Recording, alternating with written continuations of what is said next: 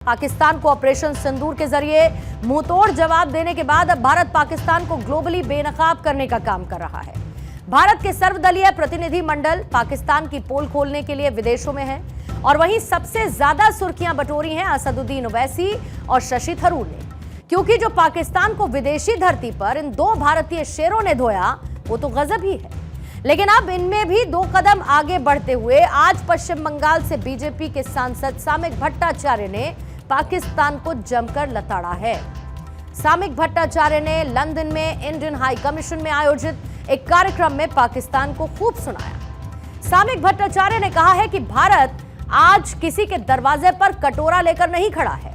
उन्होंने कहा कि हम लोग भीख मांगने के लिए इधर नहीं आए हैं, हम लोग आपको चेतावनी देने और सचेत करने के लिए आए हैं। जो आज हमारे साथ हो रहा है वो कल आपके साथ भी हो सकता है। तो आज दरवाजे पे किसी का आकर कटोरी लेकर नहीं खड़ा हुआ वो। We are roaming across the globe. हम किसी यूरोप में आकर किसी का दरवाजे में नहीं बोल रहे कहो ना प्यार है, कहो ना प्यार है।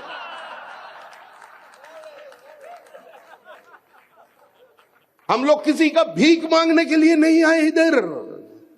हम लोग यही उसको चेतावनी देने के लिए आए, सचेत करने के लिए आए। जो आज हमारा साथ हो रहा है कल तुम्हारा साथ भी वही घटने वाला है। कितना खून बहेगा, कितना खून तुम लोग बहाओगे। 140 करोड़ लोगों का आबादी है। भारत लगातार कूटनीतिक प्रयास करके पाकिस्तान को अंतर्राष्ट्रीय स्तर पर बेनकाब कर रहा है और इसी सिलसिले में 31 मई को बीजेपी के सांसद रविशंकर प्रसाद के नेतृत्व में सर्वदलीय प्रतिनिधि मंडल की एक टीम आतंकवाद पर भारत के रुख को दुनिया के सामने रखने के लिए लंदन पहुंची थी। इस प्रतिनिधि मंडल में प्रियंका चतुर्वेदी, अमर सिंह, सामिक भट्टाचार्य, डी पुरंदेश्वरी, एम थम्बीदुरई, गुलाम अली खटाना और पूर्व केंद्रीय राज्य मंत्री एमजे अकबर के साथ साथ राजदूत पंकज सरन भी शामिल हैं। जहां पर लंदन पहुंचकर सामिक भट्टाचार्य ने खूब सुनाया तो दूसरी तरफ इसी प्रतिनिधि मंडल के दूसरे नेता एमजे अकबर ने भी पाकिस्तान की पोल खोलकर एमजे अकबर ने लंदन में कहा कि पाकिस्तान के जन्म की बुनियाद हिंसा है, वो किसी लोकप्रिय आंदोलन के जरिए अस्तित्व में नहीं आया है। आपको सुनाते हैं उन्होंने क्या कहा। That Pakistan was born in violence. It was not born through a popular movement. It was born after the great Calcutta killing of 1946. And it died in 1971 after the great Dhaka killing. And despite its death, it has not withdrawn from its commitment and its policy of violence, because for the ruling class and for its elite, it has become generic. MJ Akbar यही नहीं रुके। पाकिस्तान के लिए भारत को अहिंसा क्यों त्यागनी पड़ी, इसके लिए भी उन्होंने एक किस्सा सुनाया। महात्मा गांधी का जिक्र करते हुए एमजे अकबर ने कहा कि गांधी जी के बारे में कई तरह की गलतफहमियां हैं। वो डेफिनेटली पिछले 2000 सालों में अहिंसा के सबसे बड़े दूत थे, लेकिन वो 22 अक्टूबर 1947 को जीवित थे और तभी आधुनिक आतंकवाद के इतिहास की शुरुआत हुई। और ये दौर तब शुरू हुआ जब पाकिस्तान ने कश्मीर पर कब्जा करने के लिए 5000 आतंकवादियों को सीमा पार भेज दिया। तब गांधी जी ने उनसे कहा था कि आतंकवाद के खिलाफ हमें अहिंसा नहीं चाहिए।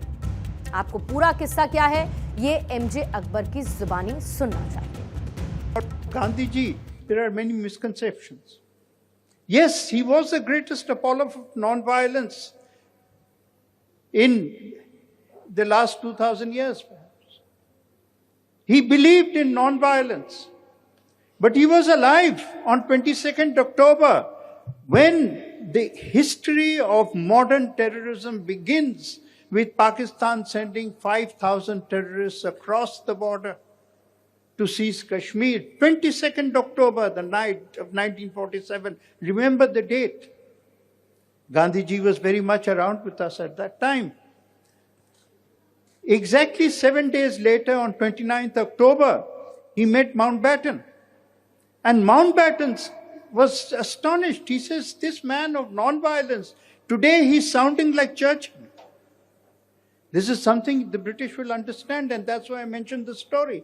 That he's sounding like Churchill.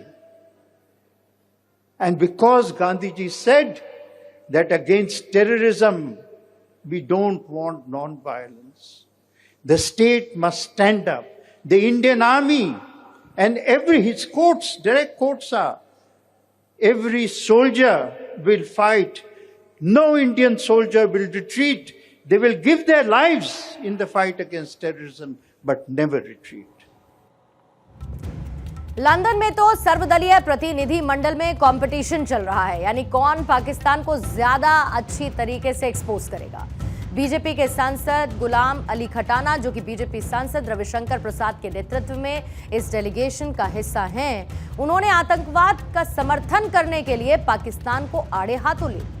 उन्होंने कहा कि पाकिस्तान एक तरफ भीख मांगता है और दूसरी तरफ आतंकवाद फैलाता है। उन्होंने कहा कि संसद के सदस्य यहां यूके और दुनिया के अन्य हिस्सों में यह संदेश देने के लिए आए हैं कि भारत आतंकवाद को कुचलना जानता है और उसे किसी की मध्यस्थता की जरूरत नहीं है। इंडिया जो है टेररिज्म को क्रश करना जानता है और अच्छी तरह जानता है। हमें किसी की मीडिएशन का जरूरत नहीं है,